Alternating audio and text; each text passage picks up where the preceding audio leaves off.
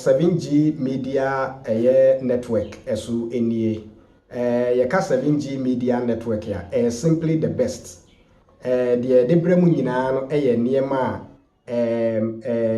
ema enipa enije yenye politics na yenso aye ni di atem ye de ne se ba bia asem ne dan ehwa na ye de beto enti yeka 7G Media na wageme so se simply the best say eniema bi asisi omanfo behwe a eniema bi asisi na nsentemu a edika na editie se ne be ye betwe mpanimfo adwene asiso na de ewoso omo ye fa ho omo atumi aye afa ho say eye abrantie bi a ye frɛ no Raf aye niema baako mienu miensa bi a edika na ye wose ye twe mpanimfo adwene asiso se ne be ya omo ebehwe de omo beye na saa de no ebi nsi bi na nse ye wakɔ eye Rich Hospital na ono ekono na emse we pra kakra enti okoye se eye nurse fo ni adwumayefo a ewo ho no omo enhwe no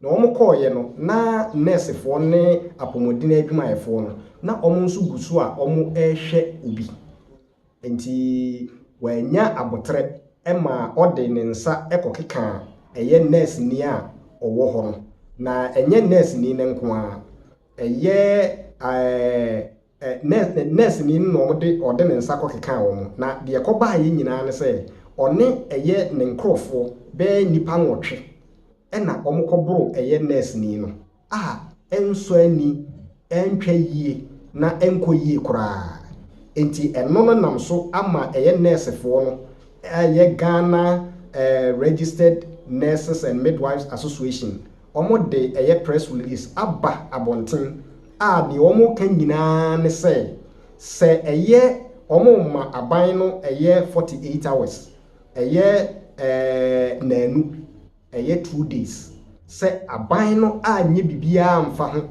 ma Raf ene na pamfo ikodi sa adwuma no omo ankwa nkoche na omo de omo nade omo de omo mpane ene ade bia omo de ye adwuma wo yan yaresabia hodo a ewo Ghana ha no omo de ni nyina ebikufom omo nye adwuma ni biem omo kan ye ne nso eye a doctorfo enkabomu ku no omo nso de letter aba befoa nursefo de ye no so na kyerese strike na ekeka ba no nti yesre aban enkotodwe gufom ensa dansa yem esra ban se animanimu ya omo nhwe se eye Raf yebetumi akyem ne yede na fa emra kwan so enye ono nko eye na pamfo be nipa nwotwe a ekokodi sa adwuma ewo eye Rich Hospital yenchi omu nyina na yemfo omo emfa mra kwan so anye saa ebema apomodini adwumayefo no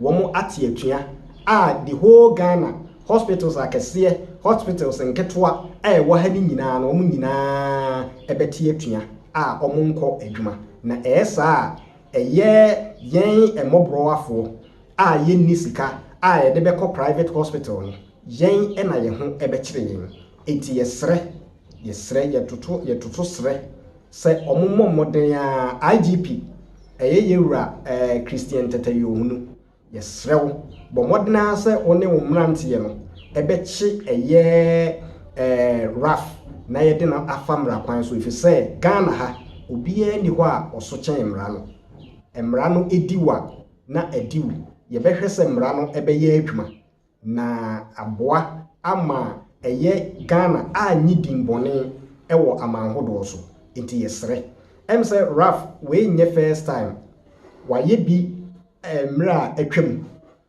eno okoka ye se enipa ewu a anasa apemfo wu a eno no enye hwe na kyese ono no nipa nkwa eho nhye da nhia ne saa se nipa wu a eno no eho nhye da nhia ne saa enti eye nsem bi a wakeka ene niema bi a waye atwam no yesre se ye be bomodena se ye bi sisa niema na no wabra ebi nsi biem because ya nhwe ni yi a edene saa na ebridi indiscipline na edeniema bone eba o manim at the end of the day obiya nim say obetumi akọ hospital biya na de opebia no wakọ akoye enti yesre IGP se omo modene aso ne mrantie ne mabaawa no ebetumi ache raf ene na pamfo na omo de omo afamra kwan so na etumi aboa se ne ebeya amanhodo so obi efiri ho bagana na ebia na hododo no na opeso okọ hospital medi nipa na adwene mu dem se hospital wa me koyi wanhwa aye kobrome wanhwa ami nya ya hwe pepa yesre yemo modene a se asemu american enam se ahmetinti no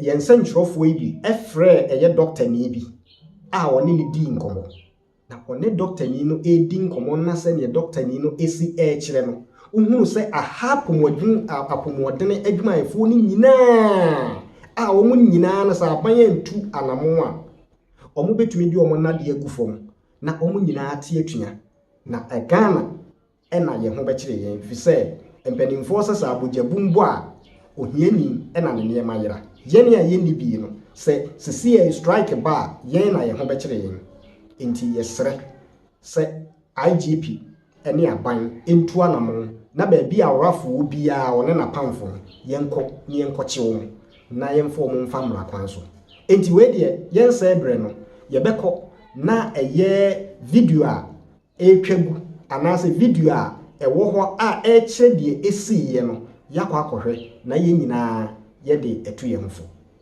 otwe no kaka enti no na mo fo se bia okwakoye card na kra obi say offer cruise almost like 25 motorbikes obi ati actually almost like 50 tax aba hospital ho abe bro nurse fui the nurse ni ayeka na sem na omo bro no de enipa nwotwe emema nwotwe o na me petigu nurse oba ba ko so e bro no emema nwotwe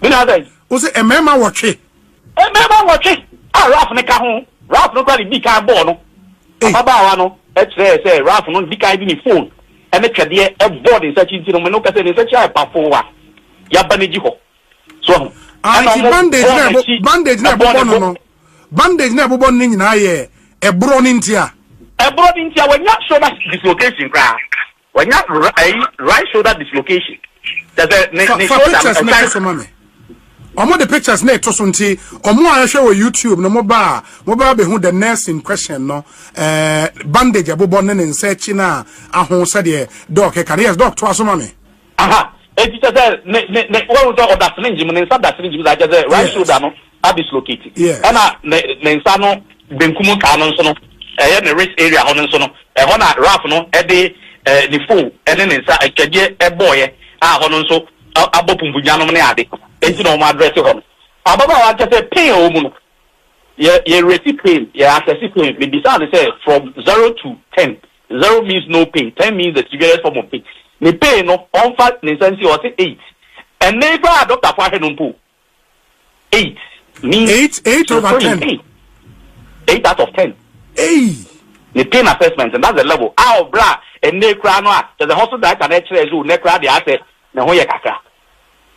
So if you better mamu ama nipa bi e de emrasha o nsam aye de omo pe individual no boys na ebowura ho no eye Ralph fro o ntino mo nyina ba hospital ho sa no pepe de omo anu no Ralph no fro o no ene mata enipa nyina abowura hospital ho keke sa nana Ralph no mo de accident victim bi na ba ho ana se ono ana na ne nsa echi atwitwa se de e wo ka no ene o de ba hospital ho ono no nsa echi atwitwa. Yes, so almost no drug, whatever. So no man no ready ni bi say you. You know, almost no drug campaign. Almost ban yes so obi di moto e ball a branch bi. And of the bar hospital. Oh, okay. So, you know almost sure no I say the guy was receiving treatment and doctor for can where nurse for can where and the rap no said no e twitwa no also the bar on the say chicken na atete kaka and no the bar. Oh, it was so munyai almost sure no and I'm sure.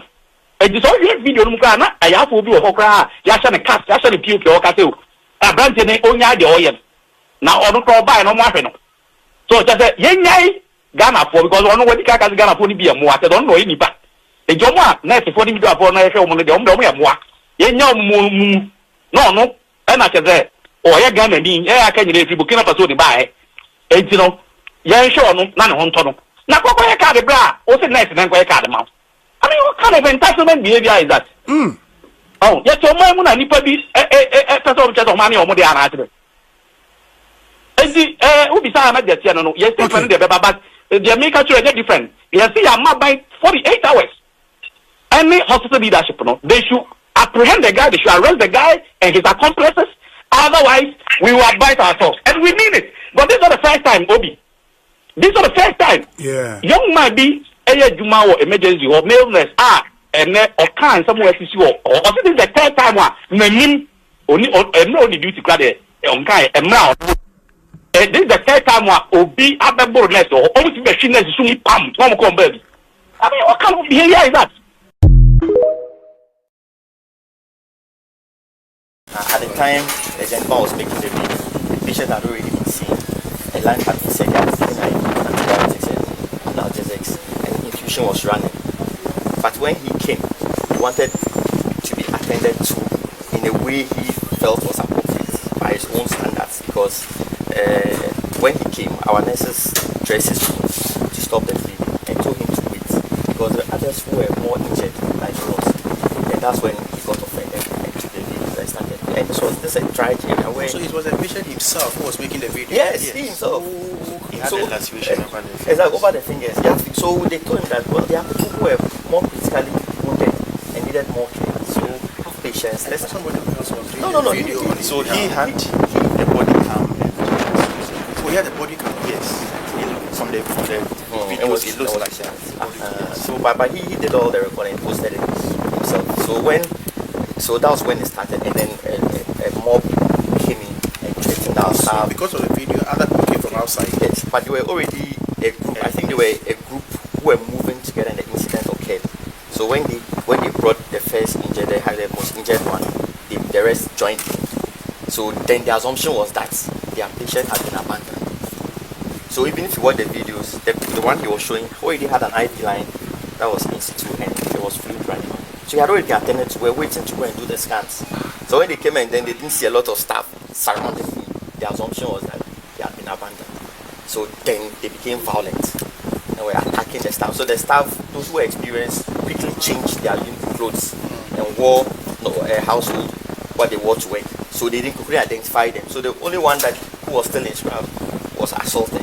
So she was injured. Yeah, she was injured. She even had a dislocation. So is she around? Yeah, she's still around. Yeah. So let me visit the gentleman. Okay. Question. So I offered to suture his lacerations for me. When I prepared the tray and everything, and I invited him to come over, he left. So it looks as if he wasn't interested in the care we're going to give him, because we prepared everything. We didn't ask him for any money. We really got items to do everything for him, and he was nowhere to be found when we were ready to attend to him. So it's most unfortunate that it all happened, because in any case, the impression he was creating was that there was a delay in providing care. But even the one who was most injured had already received care by the time he was getting to hospital, and by the time he was making the video, we already had given him medications and we were waiting to go and do the CT scan for him.